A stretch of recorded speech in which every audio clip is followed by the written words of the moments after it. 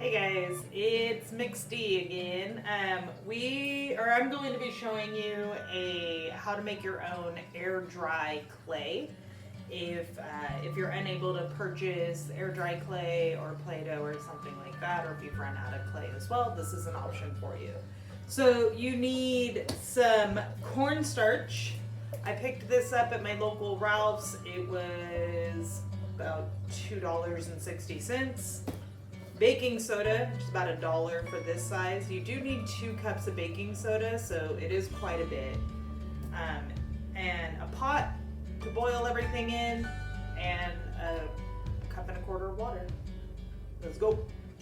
Okay, so we're gonna start on the stovetop in a pot. You're gonna add all of your ingredients, and the stove should be turned on, or the pot should be at a medium heat. So make sure that that's going. I'm gonna start out with 1.25 cups of water. Okay, so 1.25 cups of water goes in there. This is 1 cup of cornstarch. Ooh. Oh, that's a lot of cornstarch that just went everywhere. Don't tell my wife. You want to be stirring the mixture constantly as well as it's going. And then, so I'm just gonna try to get this stirred up and start getting it mixed. And we still have the 2 cups of baking soda that need to be added. I just want to get this kind of put together. Okay. 2 cups of baking soda, and I'm just going to add this in slowly so that I can kind of mix it together some as it's going in.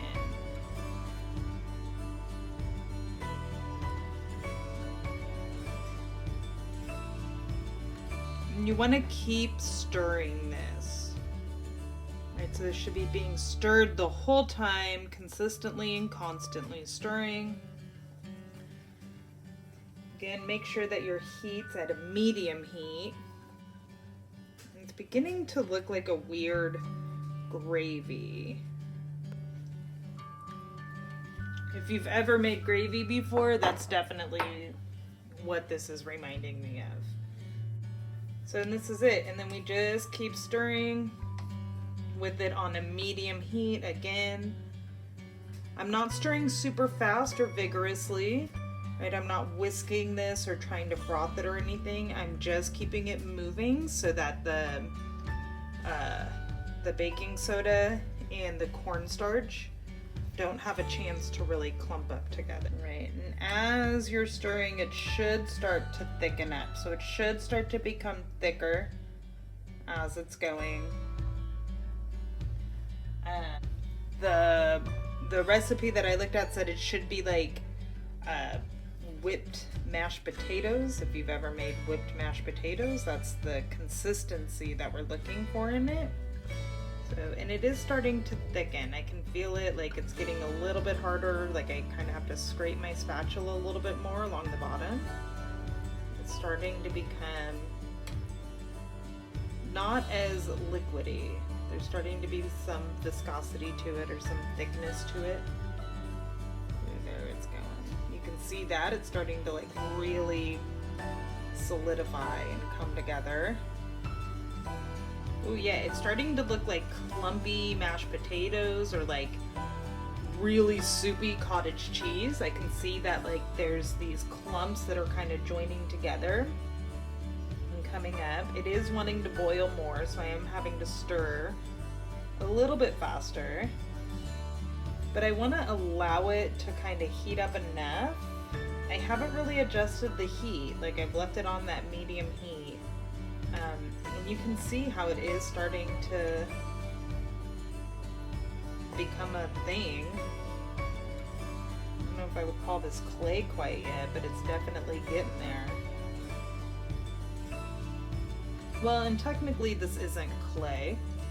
in the strictest sense. This would be considered like a modeling dough. Clay, if you'll remember from your vocabulary terms, is very specifically from earth sources, so riverbeds, things like that. Ooh, yeah. So now it's looking kind of like slime. I don't know if any of y'all went through a slime phase, or maybe you're still in a slime phase. That's cool. But it's looking kind of like that. So I think we're getting pretty close to what we want. Oh yeah, there it is. Now we're getting into that whipped mashed potatoes. Just like it said, OMG, like when you follow directions, things happen the way that they're supposed to, guys. Check it out. All right, so I'm gonna take this. Ugh. Oh, it's getting like really hard to stir. Oh wow, that made so much. Whoa, okay. So I'm gonna take this off the heat now, and we're gonna move on to the next step, which is kneading. All right, so I have my mashed potato kind of looking stuff here. The pot's still really warm. I've let it cool for a couple of minutes. It's still a little bit on the warm side, but what I'm gonna do is I'm gonna put it out on this cutting board or clean surface, whatever you get. And then we want to knead, or in ceramics we wedge, we want to wedge it so that it becomes a little bit less sticky and kind of forms together better. I do have the cornstarch out. That's what I'm going to use as a I don't even know what it's called, but it's a thing that you put down so that it doesn't like stick to your hands or stick to the surface. What is that called? I have no idea. It's like a, I don't know. Somebody ask their English teacher if they know the word for that. It's like a lubricant, kind of, but like not. I don't know. Now I'm getting off on a tangent. All right, it doesn't matter what it's called, but I'm using the cornstarch as a way to keep the clay itself from sticking to me or to the surface that I'm going to be wedging it on. Right, and depending on how much mixing you did, you may not need to wedge it that much. It should kind of become a little bit more solid feeling. Ooh, this is still like toasty. My hands are getting a steam bath right now. But it shouldn't be super sticky. It should hold together. It kind of feels, it should almost feel like Play-Doh. If you are familiar with what Play-Doh texture and consistency feels like, that's what we're looking for here. So we want to kind of just keep it wedging, or kneading. Wedging again is the ceramic term that we use. So we just sort of bring it back, push it out, and fold it back into itself until it becomes a ball. Okay, so we keep doing that until it feels like Play-Doh. So it shouldn't be very sticky. It should hold together. It should have a little bit of stretch. This isn't going to be as stretchy. We're not going to have as much elasticity, which remember is the stretchiness of the clay, or the elastic ability of it. It's not going to have as much elasticity as clay, but it should be a little bit more. I'm going to let mine cool down for a moment before I wrap it up. But we want to wrap it in a damp cloth.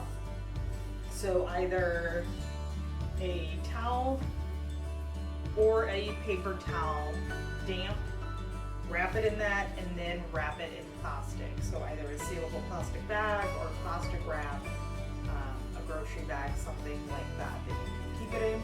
And that's going to help keep it malleable and ready to work. Y'all make good choices, and I will be seeing you soon. Bye.